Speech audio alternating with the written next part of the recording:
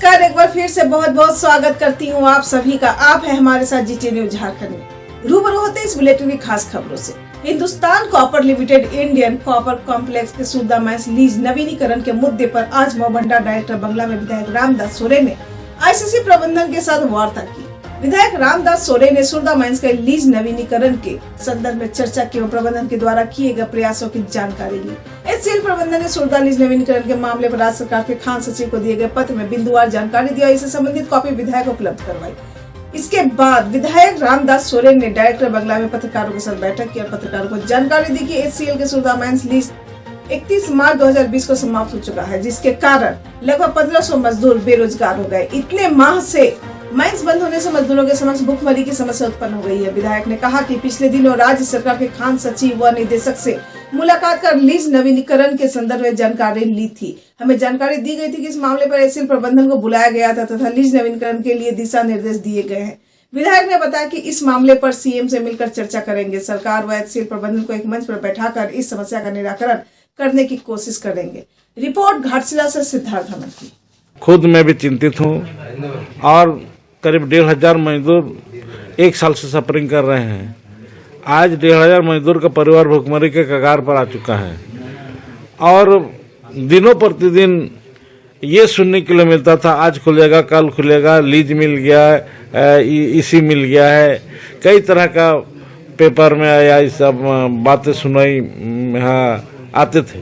तो हम भी सोचे कि चलो कहीं से ना कुछ काम हो रहा है, लेकिन अब देखा जा रहा है कि आज कहीं न कहीं इसमें प्रबंधन और प्रबंधन की खोलने की दिशा पर ये जो है किंतु परंतु का बात आ रहा है, बू आ रही है।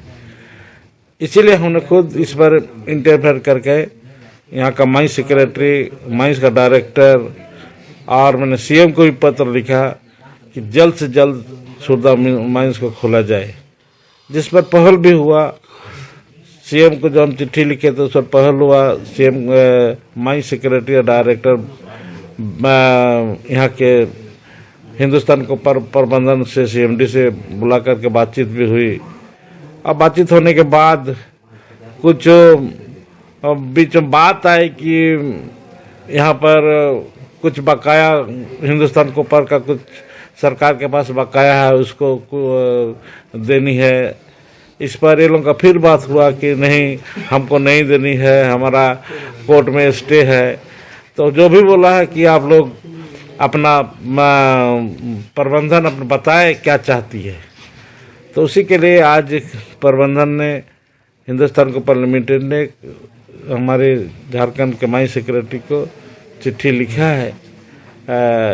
इस पर बहुत सारी कॉज दिया है और इधर अंतिम में भी लिखा है कि सहानुभूति पर हमको लीज दिया जाए, जिसमें जो शर्त भी होगा हम लीज मिलने के बाद सभी शर्त मानने के लिए तैयार है। ये दस्तावेज में है, कम से कम 10 पन्ना का है, जो मुझे भी एक कॉपी दिया गया है, जिस पर हमने 2-3 दिन के अंदर हम सीएम से भी बात करेंगे और उसका सेक्रेटरी से, माइंस सेक्रेटरी से भी बात करके हम चाहते हैं कि जितना जल्द से जल्द हो ये पट्टाक्षेप हो और सुरदा लीज नवीनीकरण हो और यहाँ पर 1500 मजदूरों को रोजगार मिले।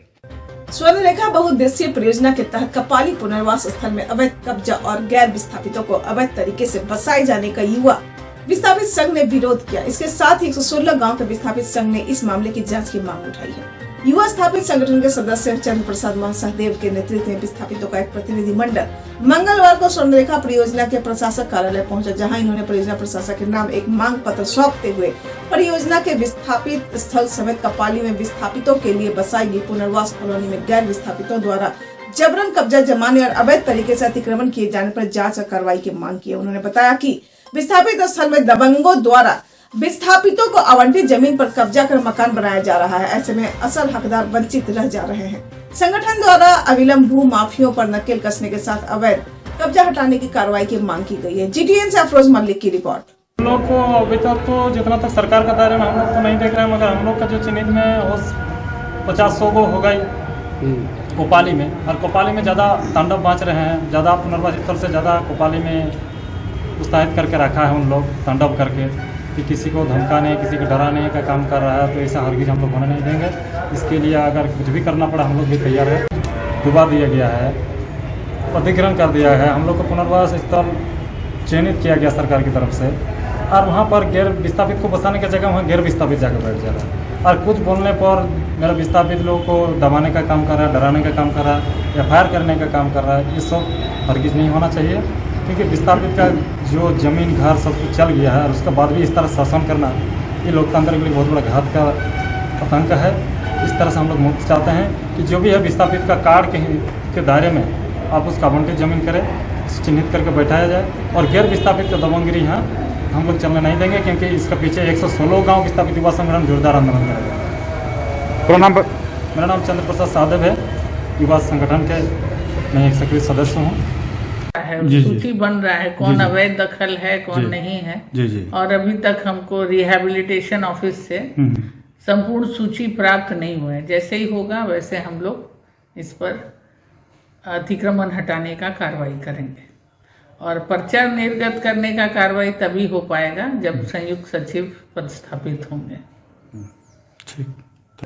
कपाली मिल्लत कॉलोनी वार्ड नंबर 2 में नगर कांग्रेस कमेटी सरायकेला खरसावां में कांग्रेस ने सदस्यता अभियान सम्मेलन समारोह का आयोजन किया, जिसमें जिला कांग्रेस कमेटी के अध्यक्ष छोटे राय किस्कू मुख्य अतिथि थे। इस अवसर पर कांग्रेस अल्पसंख्यक नेता रहनुमा राहुल जमील अहमद उपस्थित थे। खासकर जिला अध्यक्ष ने सभी को पार्टी से जुड़ने के लिए बधाई दी और हर संभव मदद करने का आश्वासन दिया। कार्यक्रम में 300 महिलाओं ने कांग्रेस पार्टी की सदस्यता ग्रहण की और मौके पर मुख्य रूप से अकबर, तस्लीमा मल्लिक, जमील अशरफ, तस्लीम नौसाद, साहिद परवेज, शमशाद सोनी समेत काफी सारे लोग उपस्थित थे। कपाली से अफरोज मल्लिक की रिपोर्ट। सरायकेला परिसदन में कांग्रेस पार्टी की एक बैठक जिला अध्यक्ष श्री छोट राय किस्कू जी की अध्यक्षता में आयोजित की गई, जिसमें मुख्य रूप से प्रदेश प्रवक्ता श्री शमशेर आलम जी एवं डॉक्टर राकेश कुमार जी सरायकेला खरसावां प्रभारी उपस्थित हुए। मुख्य रूप से प्रदेश प्रवक्ता श्री शमशेर आलम जी एवं डॉक्टर राकेश कुमार जी सरायकेला खरसावां प्रभारी उपस्थित हुए। मौके पर निर्णय लिया गया कि आगामी 13 फरवरी को कृषि बिल काला कानून के खिलाफ खरसावां शहीद स्थल से पद यात्रा निकाला जाएगा। मौके पर उन्होंने सभी पार्टी के कार्यकर्ताओं से शामिल होने की अपील की। जीटीएन से अफरोज मल्लिक की रिपोर्ट। राष्ट्रीय सड़क सुरक्षा माह के तहत परिवहन विभाग द्वारा 18 जनवरी से 17 फरवरी तक सड़क सुरक्षा माह मनाया जा रहा है। इसी क्रम में आज जिला परिवहन कार्यालय जमशेदपुर में हस्ताक्षर अभियान चलाते हुए समाहरणालय आने वाले लोगों को सड़क सुरक्षा के प्रति जागरूक किया गया। जन साधारण को बताया गया कि 18 साल से कम उम्र के बच्चों को वाहन नहीं चलाने देना चाहिए। वाहन चलाते समय यातायात नियमों का पालन अवश्य करें। मोबाइल फोन का प्रयोग न करें। दोपहिया वाहन चलाते समय हेलमेट पहने। कार में सीट बेल्ट का प्रयोग करें। वाहनों में ओवरलोड, ट्रिपल राइडिंग न करें। सिग्नल न तोड़े आदि। दुर्घटनाग्रस्त की मदद करें। वाहन चलाते समय कभी भी नशा का सेवन न करें। तीव्र गति से गाड़ी नहीं चलानी चाहिए। वाहन चलाते समय हमेशा ध्यान से रहें। इस दौरान लोगों को सड़क सुरक्षा के नियमों का पालन करते हुए स्वयं तथा दूसरे वाहन सवारों को भी सुरक्षा प्रदान करने को लेकर जागरूक किया गया। जमशेदपुर से सिद्धार्थ आनंद की रिपोर्ट।